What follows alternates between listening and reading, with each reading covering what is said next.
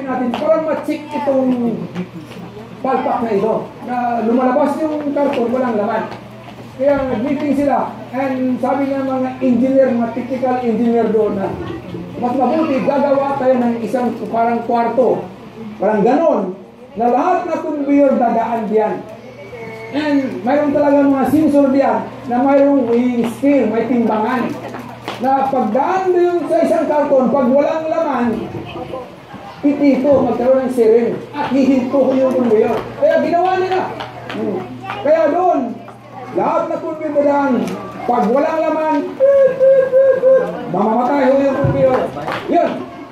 Now, umuubra yun for 1 week.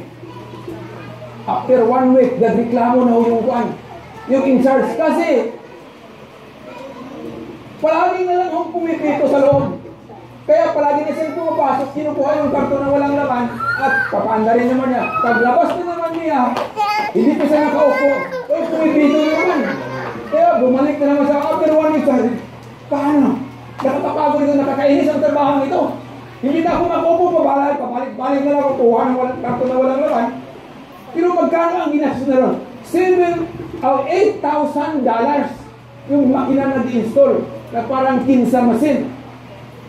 $8,000. Kaya nag-isip yung in-charge, ano bang gagawin ko nito para maiwasan, mabawasan yung pagod ko? Pasok, start naman, pasok, kuha, start naman, balik naman, balik na naman siya. Nag-inis na siya, kaya sabi niya, hindi niya pinalam sa management kasi matagal pa ang action ng management pag sabi niya. Kaya nag-isip siya, bumili siya ng electric fan, parang gano'n. 1 meter before the kinsa machine, halimbawa ito ang kinsa machine, before dito, naglagay siya ng electric fan dito. Pag dumaan yung conveyor niya na may sakay na mga Colgate, mga carton, toothpaste, may hangin. Kaya yung walang laman, ililipad doon. Kaya ang pumasok doon, may laman na talaga. Kaya sabi ng 1 month after, nagtanong na ako yung in-charge, kumusta ang machine natin? Sabi, okay sir. Okay, 100% perfect na lahat ng dumaan doon. May laman na talaga sir. Sabi ng presidente, maniwala. Bakit perfect? Hindi ko maniwala perfect. Makina lang yan. Mayroon talagang sabi niya. Wala talaga sir, perfect. Subukan mo, puntahan mo sir. Pumunta yung pinakamataas. Pag tingin niya, okay ah. Bakit may electric fan dito? Bakit may electric fan dito? Bakit tingnan ito ang electric fan niya? Computer may electric fan. Ginigamit kasi marami pang pumapasok na karton na walang laman. Segundo, hapit minuto, pumapasok mo sa loob, kinukuha ko yung karton na walang laman. Kaya nilagay ko ng electric fan dito para yung walang laman, ililipad. Pag hapon, saka ko na lang pupunin yung mga karton. Sabi ng engineer Marito, ano? Gumasta tayo ng $8,000 at yan $20 lang. Bakit hindi yan inisipan natin noon? Bakit gumasta tayo ng $8,000? Simple lang electric pa nilagay. 100% na pala ang operasyon. Sa buhay natin yung mga Pilipino, minsan dito sa Japan, ganon tayo.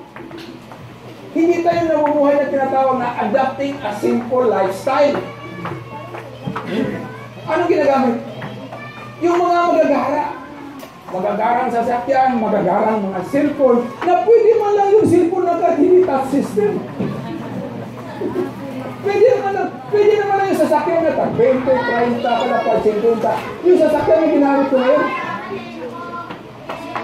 Sasakyan nila nito, yung hapon pinibito yung musita natin. Ibinibigay na yun. Binayaran na namin ang 2 lapan. Kibuksi. Pero umaabot pa sa dito, ang ganda-ganda pa. Pero luma na luma naman yung sumasakay. Bakit sakay pa po ng mga hybrid na itag-tatlong at 300 lapan?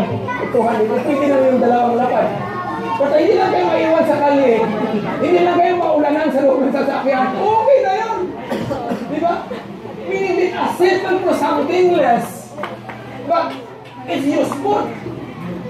Bakit pag-alubo-alubo? Ito mataas yung high blood natin. Diba? We can do something lesser, but live a life na okay pa rin, malusog pa. Yung ibig sabihin na kinakailangan lahat na natin gagawin may plano, financial planning, at hindi dapat mayroon talagang budgeting. Kaya yung expenses natin dapat hindi lalampas sa income natin. Dapat, pangalawa, kinakailangan na live a life as simple life. Pangatlo, putulin yung pangungutang kasi yung pangungutang yun nag-aalitin sa atin. At pang-apat, dapat ugaliin natin mag-ipon. Huwag mag-ipon ng tag-10 lapad. Kung kaya mo, gawin mo. Pero kung 5,000 o 1,000, gawin mo yan. Kalimutan mo yan. Magawa ka ng lata. Pwede na ipasok yun. At hindi natin na pag-usapan, pero bahagi. Huwag natin dayain ang Diyos. Huwag natin dayain ang Diyos. Ibigay natin sa Diyos yung para sa Kanya. Kasi pag dinadaya natin yung Diyos, by not giving our tithe, parang binubutasan natin yung ating bulsa. Parang naglagay ka ng pira sa bulsa mo na butas. At ang magkano man yung income natin, pag dinadaya natin ang Diyos, wala din mangyayari. Give! And sabi ng Biblia, give what is due to the Lord. The more you give, the more you receive. Saan pa natin makita yan? Malakay 3:10. Malakay 3:10. Ang simple na salita yan. Give! God, the more you give, the more you will receive.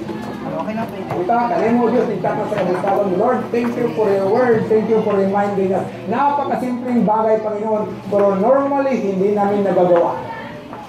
Hindi namin nagagawa yung tinatawag na mabuting pangangasiwa sa pera. At dahil dito, Lord, kami rin ang naghihirap sa buhay namin. Thank you, Lord, for your word, for reminding us na kailangan talaga ng mabuting pangangasiwa by living a life of simplicity, by saving, and by not forgetting to give what is due to you. Thank you, Jesus. This is the holy name of God. Amen.